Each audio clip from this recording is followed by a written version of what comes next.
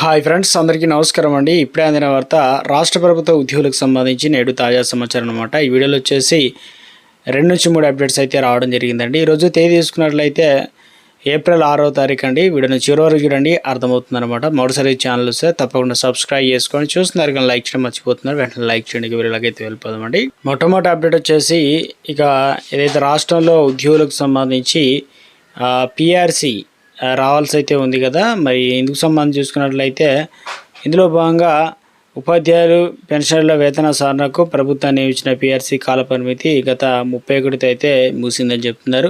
ఇప్పుడు ఈ కమిషన్ ఉద్యోగుల మూల వేతనం, కరువు భత్యం, ఫిట్మెంట్లు శాస్త్రీయంగా పరిశీలించి కొత్త మాస్టర్ స్కేల్ను కూడా ఇంక్రిమెంట్ను ఇందులో ప్రతిపాదించాల్సి అయితే ఉందన్నమాట. ఇందుకు సంబంధించి కమిషన్ రూపొందించి నివేదికను ప్రభుత్వం స్వీకరించలేదు అంటున్నారు. కమిషన్ గడువును కూడా పొడిగించలేదు. దీంతో త్రిశంక్ ఏదైతే స్వర్గం కొత్త పిఆర్సీ ఇక అన్నట్టుగా పరిస్థితి అయితే తయారైందనమాట. ఇంతకు పిఆర్సీ కమిషన్ ఉన్నట్ట లేనట్ట అనే విధంగా ఒక అప్డేట్స్ అయితే అందుతున్నాయి అనమాట. సో ఎందుకంటే పిఆర్సీ కమిషన్ గడువు పొడిగించొద్దని నివేదిక తెప్పించుకొని ఉద్యోగులకు మెరుగైన ఫిట్మెంట్ కూడా ప్రకటించాలని తెలంగాణ ఉద్యోగ సంఘాలు జేఏసీ డిమాండ్ చేస్తున్నది.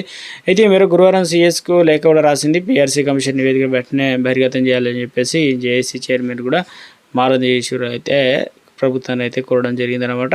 మరో అప్డేట్ అయితే రావడం జరిగిందండి. అన్ని రాష్ట్రాలకు బహిరంగ మార్కెట్లో ఇప్పించే రుణాలు షెడ్యూల్ ఆర్బీఐ తాజాగా విడుదల చేసిందనమాట. ఏం చెప్తున్నారు? షెడ్యూల్ ప్రకారం ఏప్రిల్ 7వ తేదీన 3,900 కోట్లతో పాటు అదే నెల 21వ తేదీన మరొక 2,000 కోట్లను రుణం తీసుకోవడం ద్వారా తొలి మాసంలోనే 6,000 కోట్లను తెలంగాణ ప్రభుత్వం సమకూర్చుకుందనమాట. అంటే ఇన్ని డబ్బులు సమకూర్చుకుందని చెప్తున్నారు.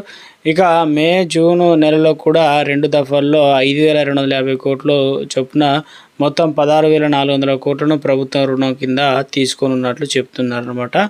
సో ఏప్రిల్ 7న తొలి త్రైమాసికంలో 3,900 కోట్లు, ఏప్రిల్ 21 తారీఖున 2,000 కోట్లు, మే 5 తారీఖున 4,000 కోట్లు, మే 19 తారీఖున 1,250 కోట్లు, అదేవిధంగా జూన్ 2న 400 అంటే దాదాపు 4,000 కోట్లు, జూన్ 16 తారీఖున 1,250 కోట్లు. ఇలా అంటే వివిధ సంక్షేమ పథకాలకు రావాల్సినటువంటి ఉద్యోగులకు పిఆర్సీ కావచ్చు, ఇతరత్ర అంశాలు డిఏలు అయితే ఉన్నాయి కాబట్టి సంక్షేమ పథకాలతో పాటు ఉద్యోగులకు ప్రతి నెల జీతాలు ఇవన్నీ చెల్లిస్తున్నారు.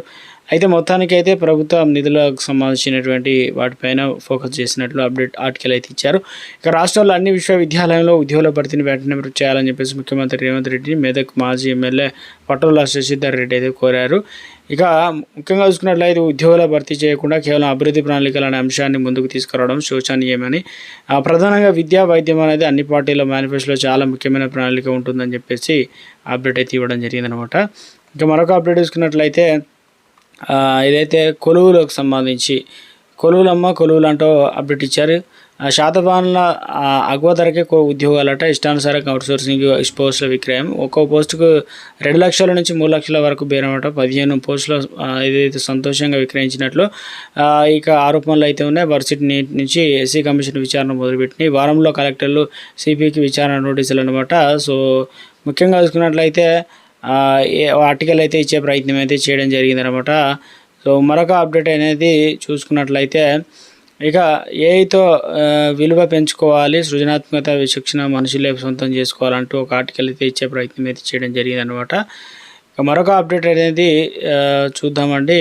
ముఖ్యంగా చూసుకున్నట్లయితే 5 రాష్ట్రాల్లో ఉద్యోగులకు వేతనంతో కూడిన సెలవులు అన్నమాట ఆదేశాలతో జారీ చేసిన తెలంగాణ ప్రభుత్వం ముఖ్యంగా తమిళనాడు, పశ్చిమ బెంగాల్, పుదుచ్చేరి, అస్సాం, కేరళ రాష్ట్రాలకు చెందిన తెలంగాణ రాష్ట్రంలో స్థిరపడిన ఉపాధి కోసం వచ్చిన వారు తమ రాష్ట్రంలో జరుగుతున్న అసెంబ్లీ ఎన్నికల్లో ఓటు హక్కును వినియోగించుకునేందుకు ఇక్కడి ప్రభుత్వం అవకాశం కల్పించింది. ఇక్కడి ప్రభుత్వ, ప్రైవేటు రంగ సంస్థలు, పలు ఫ్యాక్టరీలు, దుకాణాలు, వాణిజ్య సంస్థలతో పాటు ఇతర సంస్థల్లో పనిచేస్తున్న అర్హులైన కార్మికులకు ఉద్యోగాలకు పోలింగ్ రోజు వేతనంతో కూడినటువంటి స్పెషల్ ఏదైతే ఉన్నాయో హాలిడే కావచ్చు ఇవ్వనున్నట్లు ప్రభుత్వం ఆదేశాలు జారీ చేసింది. అస్సాం, కేరళ, పుదుచ్చేరి రాష్ట్రాలకు చెందిన ఓటర్ల కోసం ఏప్రిల్ 9న సెలవు ప్రకటించగా తమిళనాడు ఓటర్ల కోసం ఏప్రిల్ 23వ తేదీన ప్రత్యేక సెలవులు అయితే వర్తించబోతున్నారు.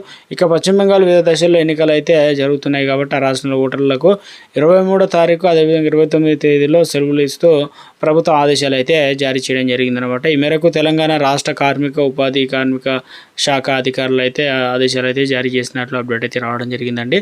ఐటీ రిటర్న్ టార్గెట్ అంటూ ఒక ఆర్టికల్ ఇచ్చారు. ఏం చెప్తున్నారంటే సంక్షేమ పథకాలు వడపోతే అదే ఆయుధం, ఇక అక్రమార్కులు ఏరివేత దిశగా సర్కారు అనర్హులను పథకాలను దూరం చేయాలని, సంక్షేమ పథకాలకు భారం తగ్గించేందుకును ఏరివేత ప్రక్రియ ప్రభుత్వం దృష్టి సారించి లక్షలాది మంది రమైళ్లు 10,000 కోట్ల మహిళా ఉచిత బస్సు ప్రయాణాలు, రాష్ట్రంలో 1.6 కోట్ల కుటుంబాలకు సన్నబియ్యం, 53 లక్షల కుటుంబాలకు దాదాపు 200 యూనిట్ల వరకు ఉచిత విద్యుత్, 500 రూపాయలకే గ్యాస్ సిలిండర్, ఇప్పటికే పూర్తయిన 2 లక్షలకు పైగా రైతు రుణమాఫీ, రైతులందరికీ రైతు భరోసా అమలు, త్వరలోనే 2 లక్షల పింఛన్లు వంటి విషయంలో అనర్హులను ఎంపిక చేసే పనిలో యంత్రాంగం అంటే ఏదైతే ఉన్న యంత్రాంగం నిమగ్నమైందనమాట. అంటే ఇక్కడ వచ్చేసి అనర్హులు ఎవరైనా ఉంటే తీసేస్తారనమాట. అవన్నీ ఇందుకు ఆదాయ పన్ను రిటర్న్ దాఖలు చేసిన వారిపైన దృష్టి సాధించారనమాట. తొలుత రైతు భరోసా సీలింగ్ విధించాలనే యోచనలో తెరపైకి వచ్చిన ప్రభుత్వం వెనుకాడు వేసింది. ఏటేటా పెరుగుతున్న సంక్షేమ వ్యయాలు నియంత్రించేందుకు అనర్హులను ఏరివేయడానికి ఇక ప్రభుత్వం కొత్త విధానం అయితే తీసుకొచ్చే ప్రయత్నం అయితే చేశారనమాట.